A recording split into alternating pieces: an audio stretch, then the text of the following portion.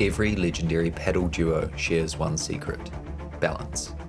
One plays the left, one plays the right, but these aren't just positions on a court, they're identities. The left side has always been the attacker, the finisher, the one taking risks through the middle. The right side has always been the strategist, the resetter, the one keeping rallies alive.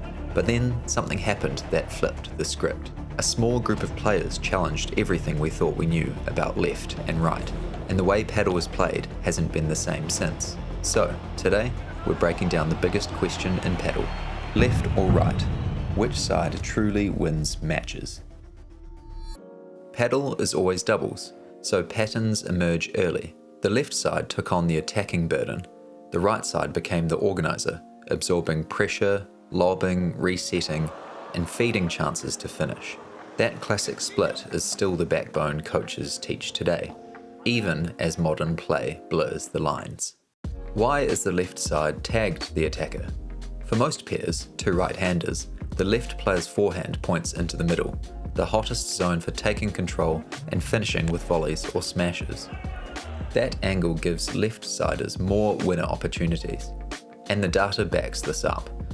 A 2023 systematic review found that left-side players produce 1.9% more winners and commit fewer errors than right-siders. The right side has a different job: control.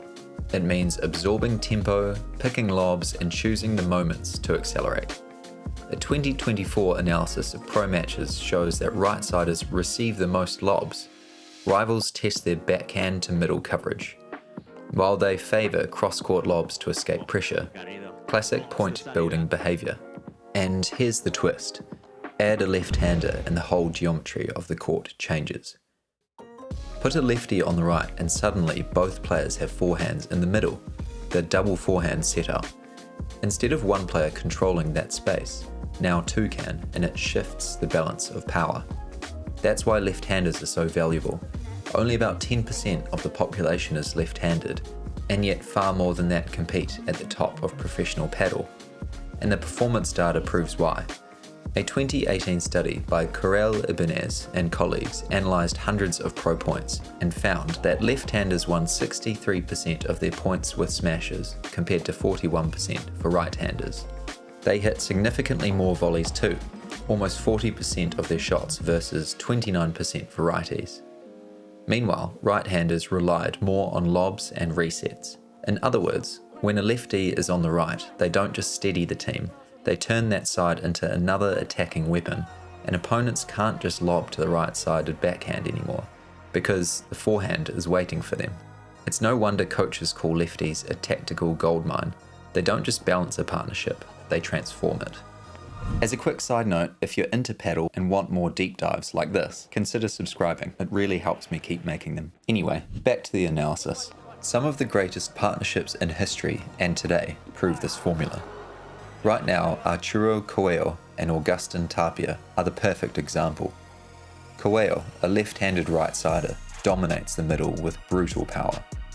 Tapia, a right-handed left-sider, balances it with flair, touch, and creativity. Together, they've become one of the most unstoppable pairs of the modern era, proof that this lefty-righty balance is still the blueprint for success. On the women's side, Ari Sanchez and Paula Jose Maria show the exact same formula at work. Jose Maria, a left-hander playing the right, gives them double forehand dominance through the middle, and alongside Sanchez's brilliance on the left, they've risen to world number one. Before these two pairings, it was Juan Martin Diaz and Fernando Belasteguin, JMD, the left-hander on the right, and Bella, the right-hander on the left, dominated paddle for over a decade. Then came Bella with Pablo Lima, another iconic righty-lefty pairing, crushing the tour from 2015 to 2018. And in the modern era, players like Alex Ruiz show how valuable a left-handed right-sider still is, building strong partnerships across the top ranks. Modern paddle hasn't erased the roles, but raised the bar for versatility. Right-siders aren't just organisers anymore. Players like Chingoto show how they can absorb pressure one point and then counter-attack the next. Left-siders need the patience to defend and reset when matches get tight. At the elite level, training is becoming more one-sided than ever, but that doesn't mean roles are fading. It means players are doubling down on their strengths while still building the all-court skills to cover each other when the momentum shifts. The left and right are still distinct, but today's game demands that both roles can flex, adapt, and overlap, because in modern Padel, one-dimensional players get exposed. So, in the end, which side truly wins? The left with its forehand dominance and finishing power, the right with its patience and control, or the left-handers flipping the script and changing the geometry of the game entirely? The truth is, Padel's greatest duos prove it's never just one side. JMD needed Bella, Bella needed Lima, Coelho needs Tapia, even Sanchez and Jose Maria, the best women's team in the world, only work because their skills complement each other.